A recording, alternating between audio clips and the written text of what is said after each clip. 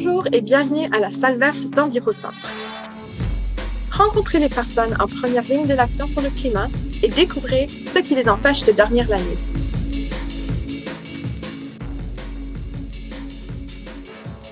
Je m'appelle Mimi et cette semaine, nous sommes rejoints par Patrick Robert-Meunier, directeur de Mobio, le centre de gestion de déplacement de l'Outaouais.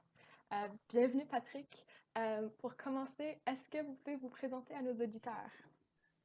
Oui, certainement. Ben, merci beaucoup, Mimi, pour l'invitation. Moi, c'est Patrick. Je suis directeur général chez Mobio depuis mai dernier. Je viens d'arriver. Mobio, c'est une entreprise d'économie sociale qui a pour mission de favoriser le développement, la mise en œuvre, la promotion de solutions en matière de mobilité durable. Et moi, je suis un passionné d'environnement et de mobilité durable depuis mon jeune âge, donc ça tombe bien. Avant Mobio, j'étais au cabinet du maire de Gatineau, M. Maxime Pedneau-Jobin, puis justement, j'ai travaillé sur les dossiers de transport et d'urbanisme pendant les 8 ans où j'étais là. Puis là, ben, j'avais le goût de contribuer autrement, puis c'est pourquoi je me suis joint à la belle équipe de Mobio. Super. Donc, chaque épisode, nous demandons à nos invités de partager un fait environnemental. Donc, qu'est-ce que vous avez pour partager avec nous aujourd'hui?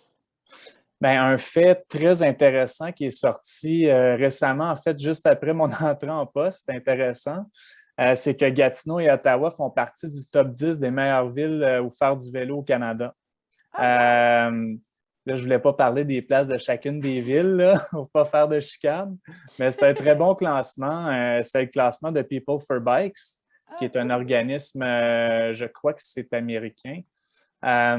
Puis, c'est une très bonne nouvelle. C'est sûr que ça met beaucoup l'accent sur les infrastructures en transport actif récréatif.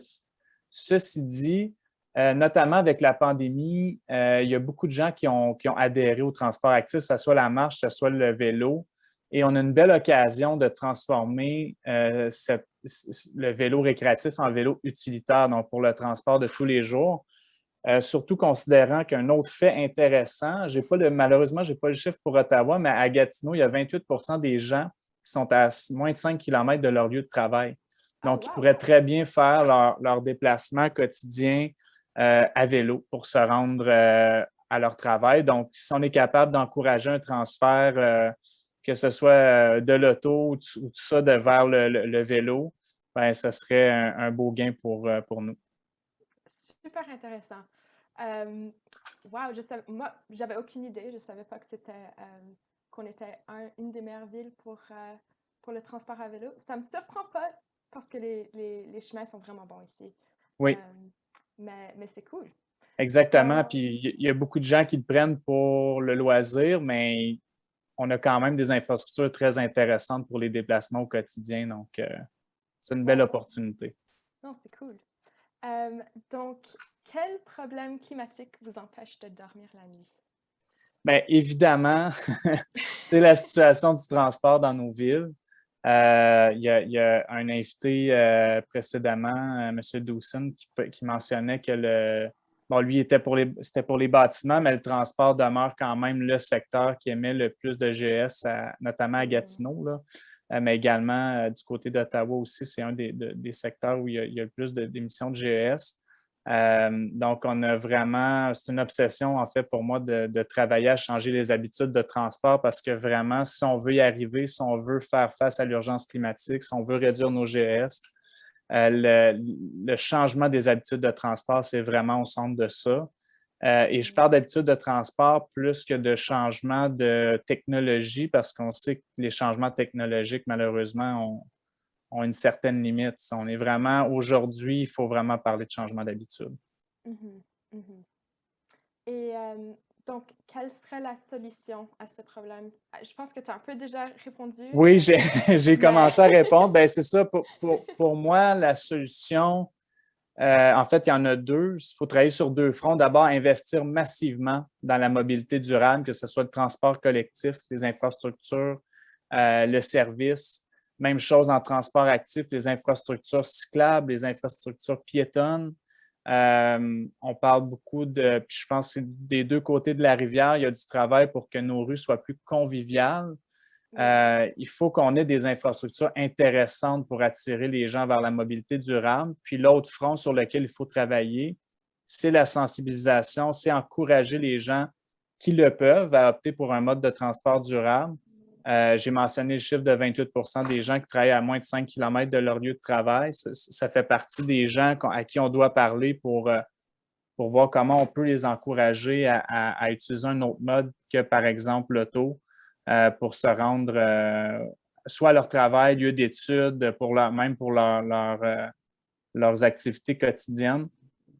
Donc, c'est clair que pour moi, c'est ça qui fonctionne. En fait, on l'a vu quand on investit dans l'offre de transport durable et qu'on fait des campagnes de promotion et de sensibilisation, c'est là que les changements s'opèrent. Puis, on l'a vu des deux côtés de la rivière. Il y a eu l'arrivée du train léger à Ottawa, mais il y a également eu des augmentations significatives d'offres de services en transport en commun et en infrastructure cyclable à Gatineau, des deux côtés de la rivière. Et ça a un impact sur l'achalandage, sur le choix des gens au quotidien. Donc, pour moi, ça fait vraiment partie des solutions qu'on doit mettre en place pour arriver à faire face à cette situation-là. Oui, absolument. Et quelles seraient les barrières? Ben, c'est vraiment nos vieilles façons de concevoir le transport, je pense.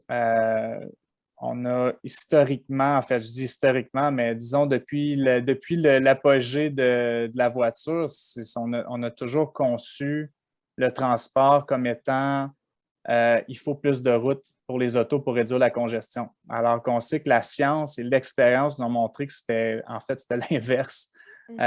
Plus on augmente l'offre pour les automobiles, plus les gens vont opter pour cette option-là. Donc, on augmente la demande en auto solo, ce qui fait qui va à contresens de ce qu'on doit mettre en place comme mesure. Donc, ce qu'on voit, ce qui fonctionne, c'est en fait ce qu'on doit changer ou les barrières, c'est vraiment changer les mentalités par rapport à ce qui fonctionne vraiment pour s'attaquer aux problèmes environnementaux et à notamment des problèmes comme la congestion, parce que c'est un peu aussi comme ça qu'on va aller chercher l'adhésion des gens, c'est en leur démontrant qu'il y a d'autres façons de faire qui nous permettent d'atteindre nos objectifs à la fois environnementaux, mais de qualité de vie aussi, qui, pour moi, vont de pair pour convaincre les gens d'opérer ces changements-là.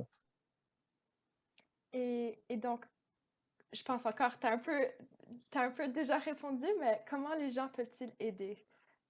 Oui, bien, de plusieurs façons, mais moi, je crois beaucoup, en fait, dans l'action collective, davantage que dans l'action individuelle. Oui, c'est vrai qu'on veut encourager les gens à changer leurs habitudes, mais il faut que les gouvernements mettent en place plutôt les conditions favorables pour que les gens changent leur comportement. On ne peut pas juste blâmer les gens de faire un choix plutôt qu'un autre. Il faut absolument mettre les incitatifs en place parce que si on dit aux gens, par exemple, de prendre le transport collectif, mais qu'il n'y a pas de service, bien, ça ne fonctionne pas. Il faut qu'on puisse aussi investir et les gens peuvent aider en continuant à se mobiliser personnellement pour mettre la pression sur les décideurs, les élus. Les élus doivent sentir que l'urgence climatique, c'est un enjeu électoral constant, que les gens vont voter en fonction de ça, mais ils doivent aussi sentir que ce n'est pas juste des paroles en l'air, parce que parler et dire que le transport durable, c'est bien, ce n'est pas suffisant, évidemment. Il faut qu'il y ait des engagements clairs d'investir et d'aller plus loin là-dedans. Il y a une expression québécoise qui dit que les bottines doivent suivre les babines, qui est l'équivalent anglais, « You have to put your money where your mouth is ». Ben, c'est ça, il faut qu'on investisse dans des grands projets comme le train léger du côté d'Ottawa, mais également comme le tramway du côté de Gatineau. Puis aussi prendre des décisions difficiles où les gens doivent appuyer ces décisions-là. Par exemple, ne pas augmenter la capacité routière pour les voitures, voire même réduire la capacité routière. C'est un exemple là, parmi tant d'autres, mais faire ces choix-là qui sont difficiles, il faut que les élus aient l'appui de la population qui croit dans ces changements-là pour que ça marche. Et donc, notre dernière question, selon toi, quel est le bon avenir? Ben, je pense que c'est un avenir où la voiture n'est plus la reine. C'est un avenir où le covoiturage, le transport collectif, le vélo, la marche sont vraiment les options de transport privilégiées. Si on arrive à faire ça, on va avoir un avenir où on aura réussi puis de façon massive à réduire nos émissions de GES. Peut-être même qu'on peut aspirer à ralentir, voire même stopper les changements climatiques qui frappent notre planète. Puis pour moi, le transport fait partie. Je sais qu'il y a d'autres secteurs, on parlait des bâtiments aussi, qui est également un enjeu important auquel il faut s'attarder, mais le transport, on a une capacité d'agir et d'avoir des résultats assez rapidement. On le sait, dans les prochaines années, le transport va être vraiment le secteur sur lequel on peut espérer effectuer les plus grands changements. Donc, c'est pour ça que pour moi, le bon avenir, c'est vraiment un avenir où les changements, où les habitudes de transport vont être changées et vont être plus durables.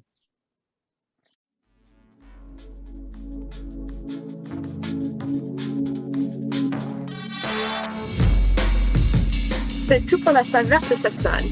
Merci de vous joindre à nous pour plonger au cœur de l'action climatique. Vous pouvez en apprendre plus sur notre travail et vous inscrire à notre bulletin d'information à envirocentre.ca. Suivez-nous sur votre application de balado préférée ou abonnez-vous sur YouTube. À la prochaine!